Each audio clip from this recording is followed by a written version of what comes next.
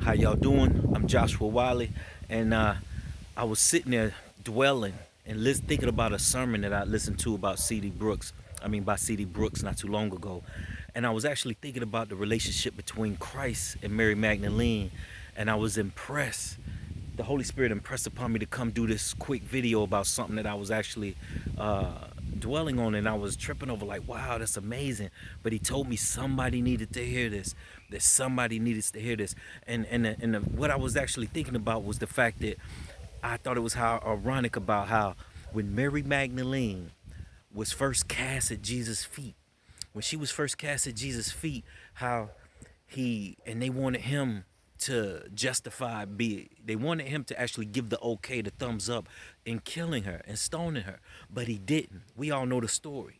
He wrote in the dirt probably their sins, and she was a well-known prostitute, so I don't want to go off into what he wrote, but I personally believe he wrote all the men in order who actually had slept with her, you know what I'm saying, who was in the crowd, and things of that nature, because how else did they catch her in the very act if they didn't know her dealings and where she did them? But anyway, but I was actually thinking about how when people accuse you, when people, and they could have, they were right in accusing her, even though they didn't bring the other party and they were supposed to, but they were justified in accusing her.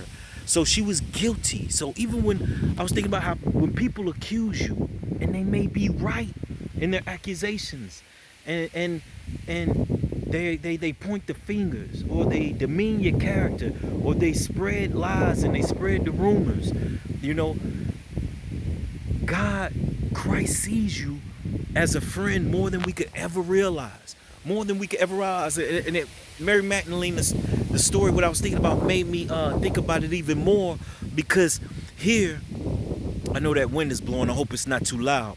But here, and I'll make this quick, because here, when Christ sets her free and tells her, hey, go and sin no more, basically saying, go, but don't keep doing what got you here.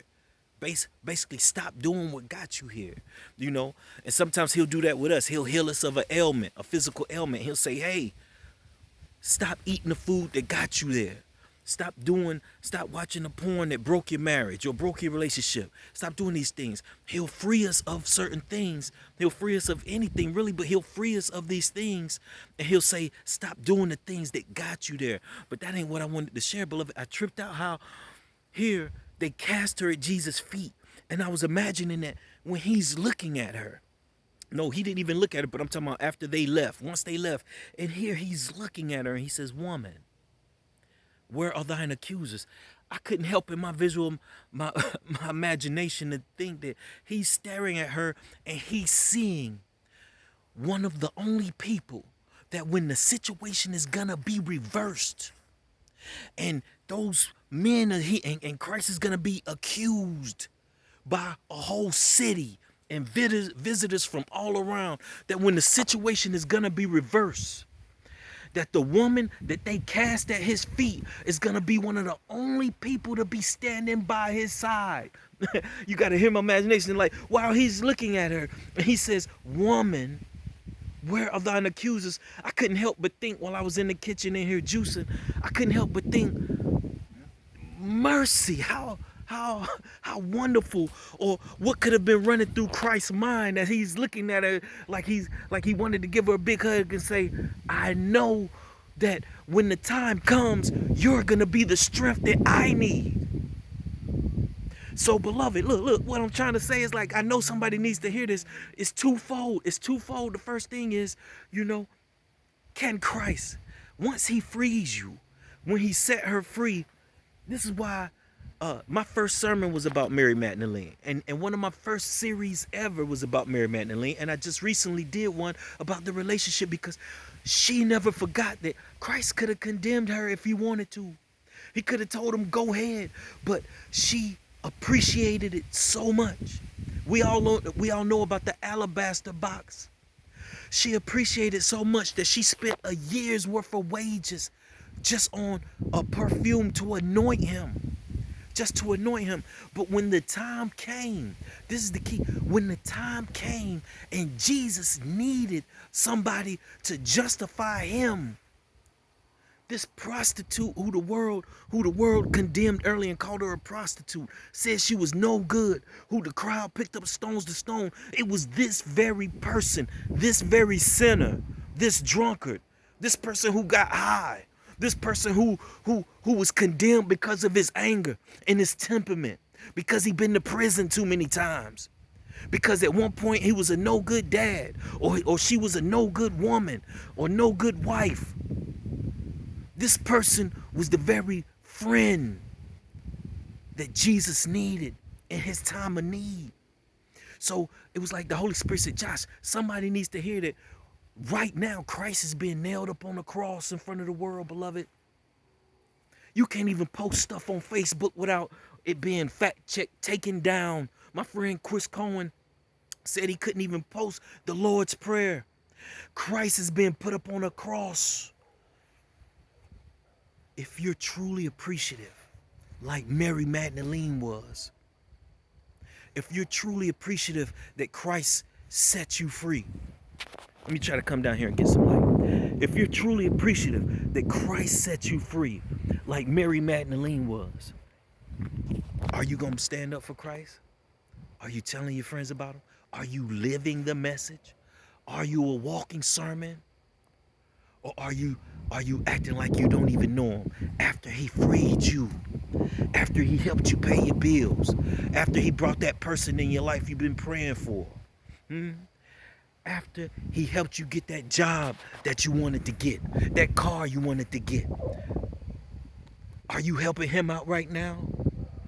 You know, are you spending any time with him? Are you justifying him to your family? Or in your household, do you still live like you're ashamed of him? They're pinning Christ up on the cross right now, y'all. They're pinning him up right now. It is cool to be evil.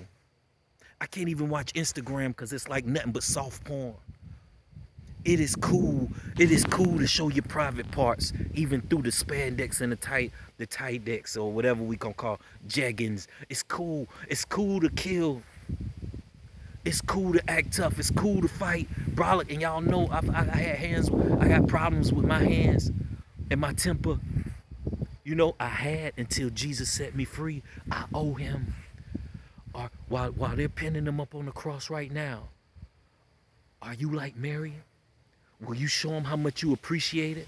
Will you show him? Let me try to get some light. I'm gonna come up in there and stand up on the light. Will you show him how much you appreciate it? Y'all know I'm dark. Y'all know I'm dark. But will you show him how much you appreciate it? Will you be right there at the cross with him, or are you hiding? Are you too afraid and too ashamed to uplift him in your workplace, in school, in your home, amongst your friends, online, because it ain't cool? You don't want people to say, oh, there you go, posting that religious stuff again, or oh, there you go. But are you living the gospel? Are you justifying Christ in your everyday life? I had to come share this because it was ironic that when Christ needed somebody, Mary was the only one at the cross. One of the only ones. She was one of the only ones at the cross. All his other disciples except John the beloved. John the beloved, Mary Magdalene, and his mother, Mary, was at the cross. So I imagine that when he's standing there looking at this prostitute the first time they met, and he's saying, where are thine accusers? He's looking at her, and he can't help but see the very woman who would be a strength to him when he needed. Can he see that in you right now? When he looks at you, does he see somebody who's gonna flee and leave him? Or does he see, like he saw in Mary, somebody that when they're pinning him up on the cross, crucifying him afresh every day, criticizing him, making jokes, making fun, can he depend on you? Can he depend on you? Y'all have a good one, beloved, and have a blessed Sabbath. Y'all take care.